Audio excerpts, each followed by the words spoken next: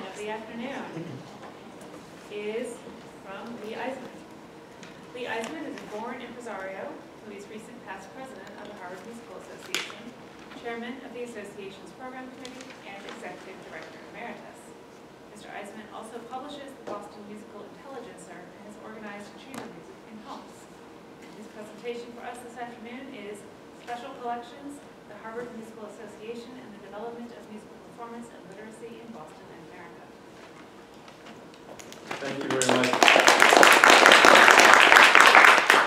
The topic is rather broad, and my qualifications for talking about musical literacy, since I have very little myself, are somewhat limited.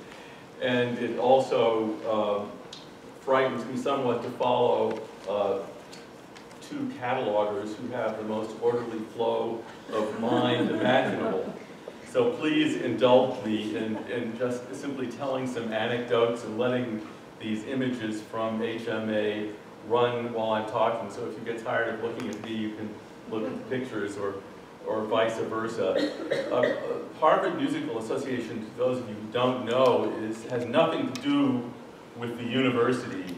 It is an affinity organization of chamber music lovers with a pair of historic townhouses conjoined on Beacon Hill, where it has been ensconced since 1892.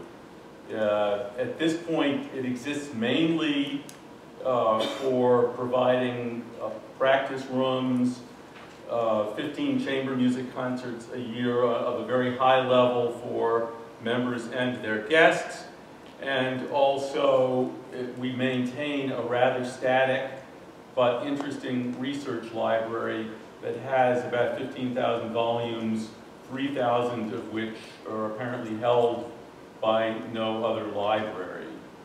We go back to 1837, and before that to the Pierre and Sodality at Harvard, of which we're basically an outgrowth of graduates of the university who were formerly members thereof.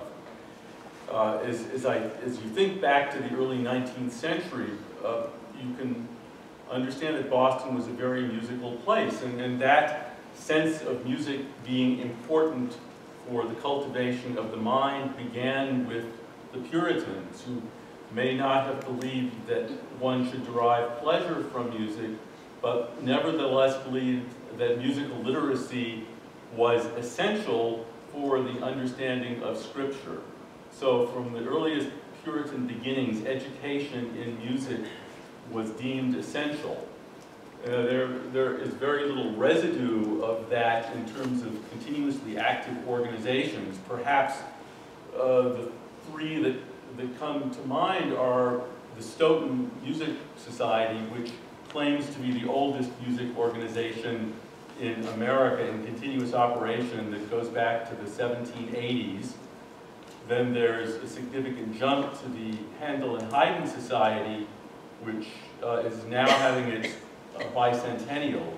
They began at King's Chapel in 1815, and this is their bicentennial year. And then Harvard Musical Association came along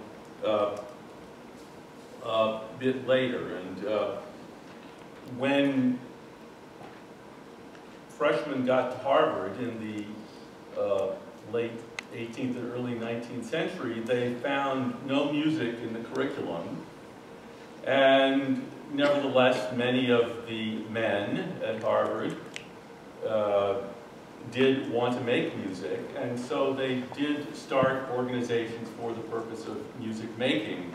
And the first of which to achieve any immortality, of course, was the Pierre and Sodality, which was founded in 1828, and today it exists as the Harvard Radcliffe Orchestra. Many of its early records are actually in the library at Harvard Musical Association, and I should read a little bit about the incorporation, which I'm sorry, was 1808. Harvard, the HMA began in 1837 when a group of recent graduates who were former members of Harvard's Pierre and Sodality had a plan. They organized not for any sort of high-class music, but simply to have fun. All of the Pierron records exist, and the secretaries were most loquacious in writing their minutes. When you read them, you discover that their main raison d'etre was to serenade young ladies late at night, which, being college students, wouldn't surprise any of us too much. Being selected by the Pierron sodality was considered an honor. If you look at the membership, it was mostly flutists and a few other instruments. It was clearly not violins. The minutes mention briefly a couple of undergraduate violinists, Samuel Jennison, reported during his 4 years at Harvard he knew of only 2 string players, 1 violinist and 1 cellist. We don't know what happened to the cellist, but the Pierrons persuaded the violinist to set his instrument aside and take up the flute. And you think of the flute as being a martial instrument, at least in that era, when you think of Friedrich der Grosse as a flutist. And flutes were louder than violins and suitable for leading troops into battle, or fights, or something similar. Anyway, he converted to the flute. He was lucky. Earlier, the organization voted that a nondescript freshman who was heard scraping a fiddle be neglected, passed over. In 1838, a report was made at a meeting of the Pierron sodality, which led to the formation of Harvard Musical Association, and I will read from that. We may aim to raise the standard of musical taste in the college by giving encouragement, respectability, and seriousness to the club which cultivates it there. We may add dignity to the pursuit in their minds, take from it that truant consciousness with which is often indulged as a mere amusement in the same spirit as a bonfire or a riot, and make music seem a worthy object if pursued worthily. Students should see that this is not a despised employment among the respected, influential, and enlightened. So they will come to honor it themselves, and then it will be a noble employment. Well, this turned out to be a mission not only to bring music to Harvard, and it was very slow to succeed in that. It wasn't until the 1860s that John Knowles Payne was made the first music professor at Harvard. But what it did establish very early on, in fact immediately, was the first music library in America. And the Harvard Musical Association Library, because for many years was the only one, was the largest music library in America. And through the beginning of the 19th century to the middle of the 19th century, it was still very important. And today, as I say, a third of its collection is held at no other library. The fact that it is considered rare may be rare mainly in terms of rare editions. There is very little music that is held in no other library in some other form, but the library collection could be characterized as consisting mainly of binders collections of music that its well-traveled members collected on European trips, which makes it hard to catalog and hard to copy and disseminate, because you may have very unrelated works all bound together in 400 and 500 page volumes. The largest of which was the Theodore Chase collection, which formed the basis of the association's holdings and consists of many first editions of important chamber music. And beyond that, we have a fair number of tune books from the late 19th, early 20th century. We don't have a Bay Psalm book, we don't have an Iroquois Bible, but we do have very beautiful editions of some very rare material. And we sometimes draw from that material for concerts for members. A couple of years ago, we used an edition of Jeremiah Ingles' Christian Harmonies as the basis for a concert that Camerata produced for us, and that was a wonderful example of having some of our material actually useful. Very little of it circulates. In fact, virtually nothing circulates because our policy is only to circulate material that can be replaced in exactly the same editions. So it's a static collection. We do some acquisitions, mostly material that members ask for. We do accept gifts of collections from time to time. We're especially interested in early Boston imprints and collections related to members, particularly from the first and second Boston School who were active in the association. The association had strong connections with the Brook Farmers and the Transcendentalists. Judge Story was a member, John Sullivan Dwight was, Longfellow came often, and it was a very enlightened and cultivated group. As the 19th century waned into the early 20th century, it became a bit more of a social club, and its concerts were often featured in the society pages of the local newspapers.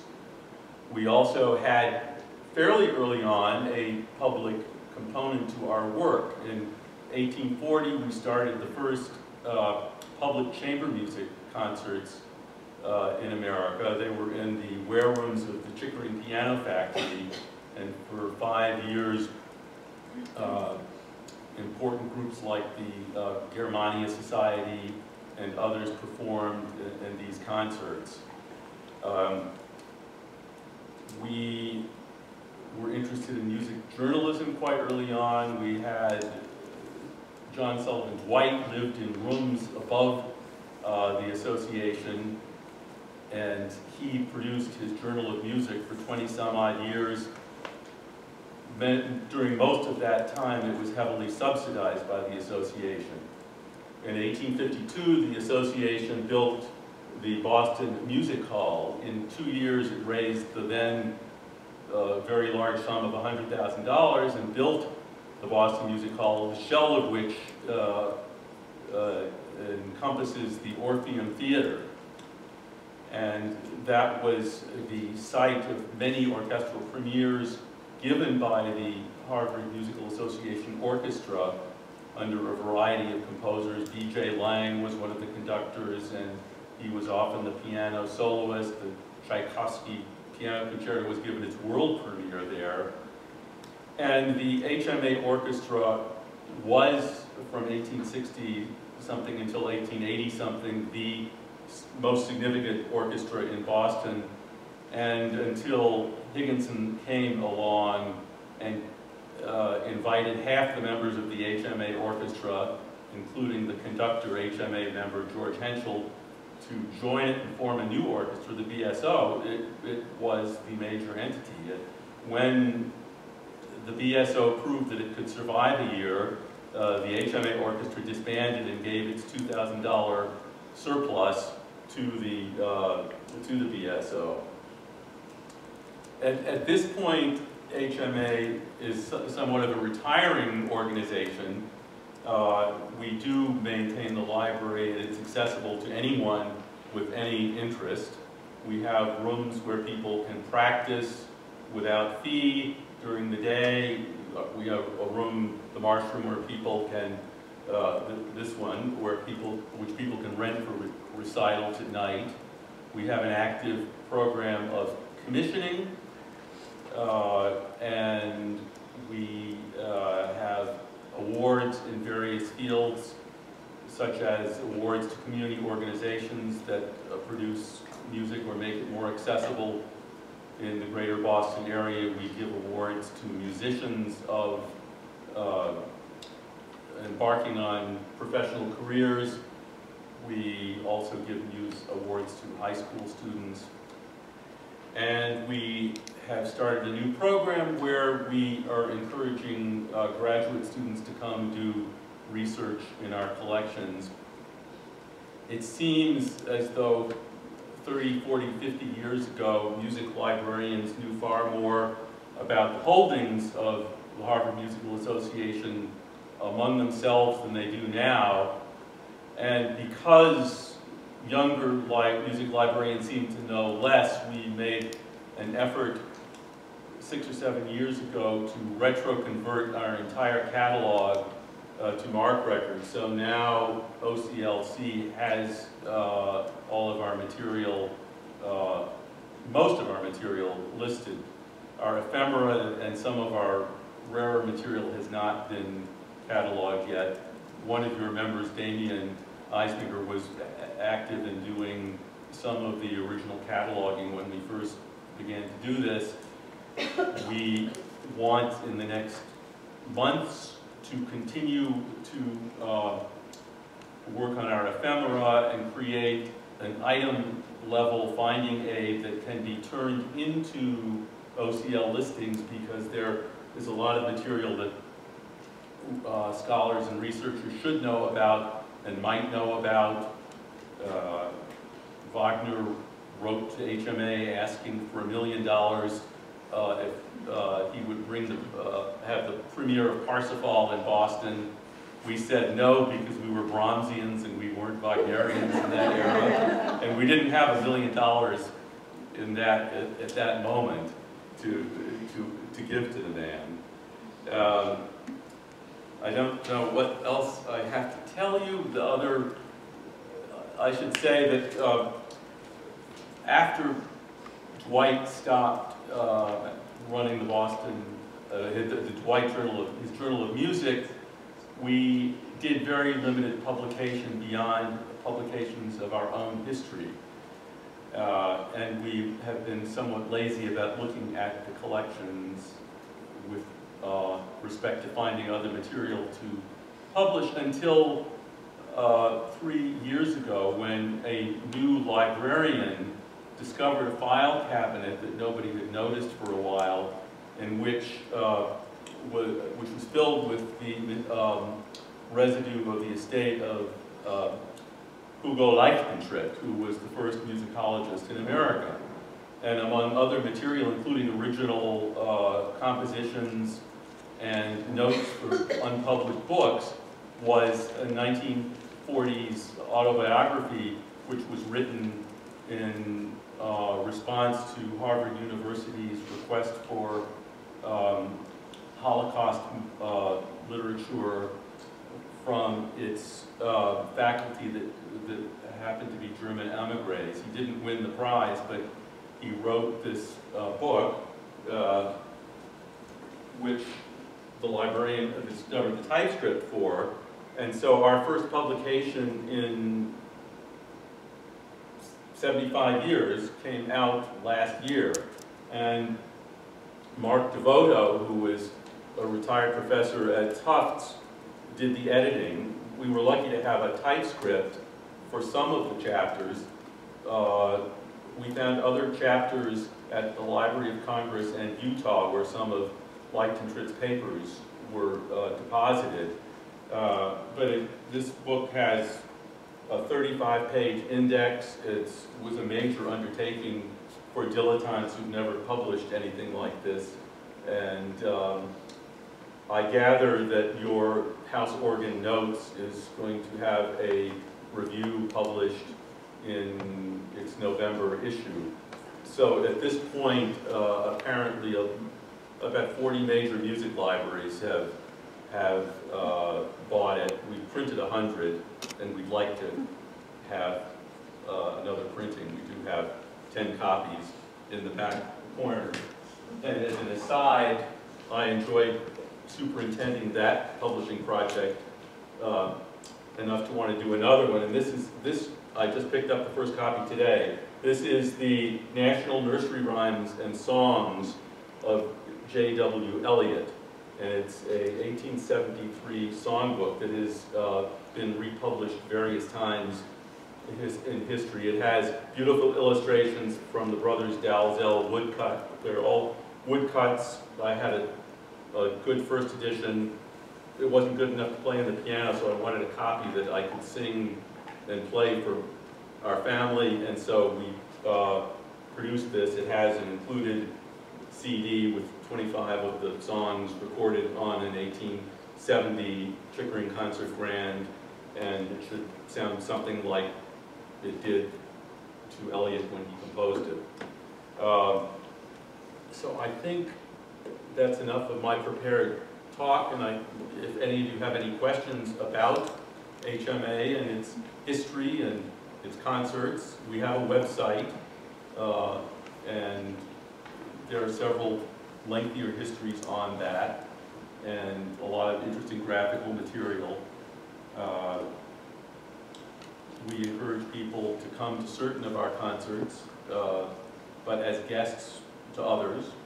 And I have been driven here by the chairman of our library committee, Ann Peters, who's sitting as far away from me as possible.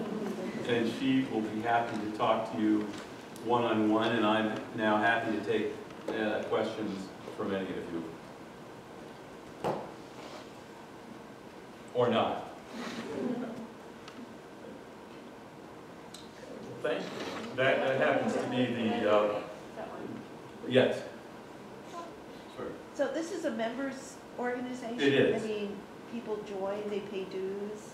It's limited to 300 resident members, and it is, at this point, I would say, not a snobbish organization at all.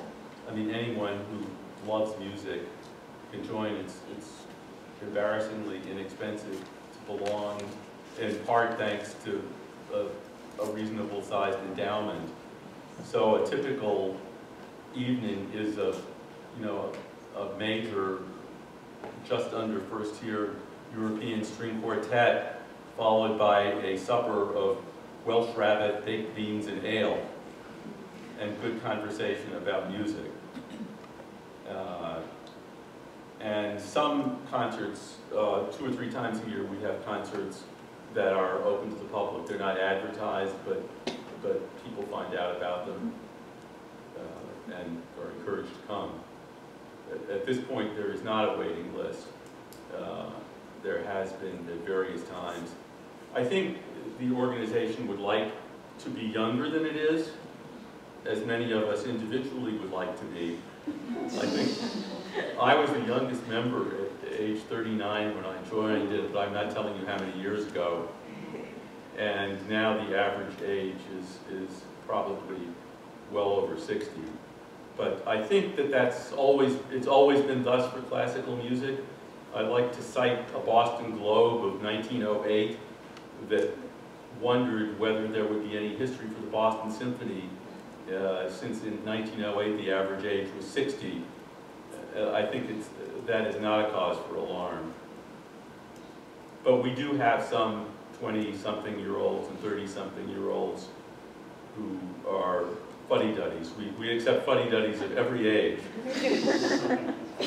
Yes. So you've got some wonderful illustrations here. I was noticing programs, and I would wonder, are they among the ephemera that's not yet cataloged? Yes.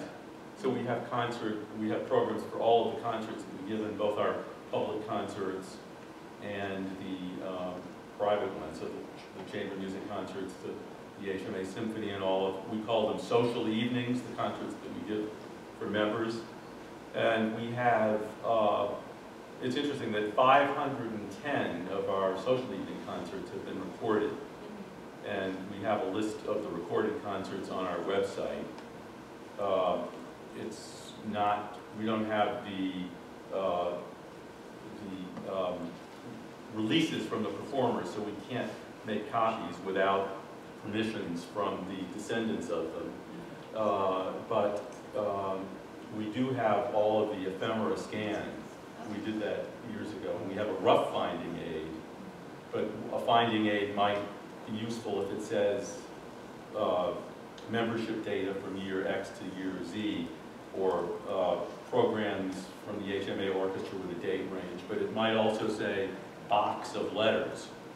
And some of those letters are interesting and some are not. So that's why we would like to develop an item level finding aid for that material so that researchers can find it. People do come in 2 or 3 times a year working on dissertations or publications because somehow they found out about it, but we want to make it easier.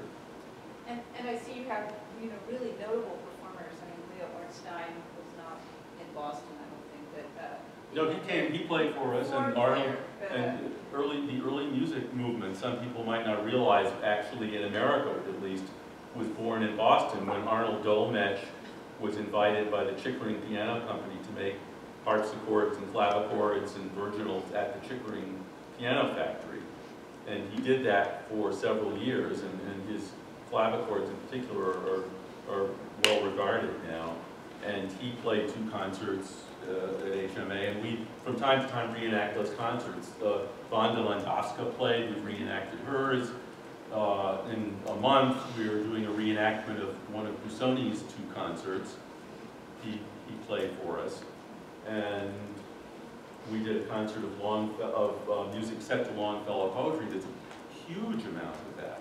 It's mostly forgotten composers, but it's just a tremendous amount of it. And so it's the holdings are rich and interesting, and we'd like people to know more about them. So if someone would like to do research in your collections, how do they get in touch with you or find out Well, more about the how you website do research? explains some of it. You just call the librarian and say, I would like to come look at this, that, and the other. And it's small enough so that everything is on site, so you don't have to arrange to have anything brought in. And we're not of the white glove school, so we will just drag out anything that people are interested in. We have a single copy camera, so we don't like to do a lot of pages of something.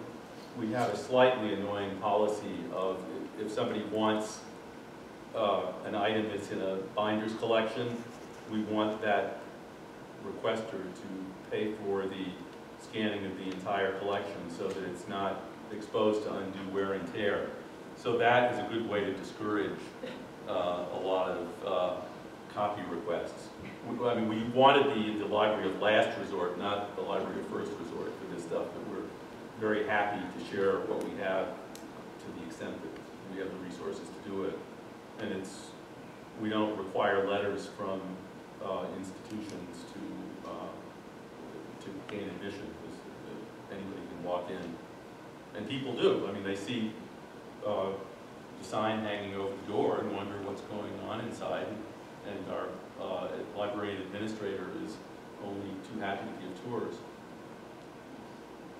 And we do have, as I say, 2 projects going on for which we would like to find consultants. We have a backlog of original items that we would like to get cataloged, because we haven't added probably 250 original items. We've kept our derived cataloging pretty much up to date, because that doesn't require any particular skills beyond what our self-taught librarian had. But for the original cataloging, we need someone like one of you in the room. And we'd love to get some help, and we have some money set aside to pay for these continuing projects.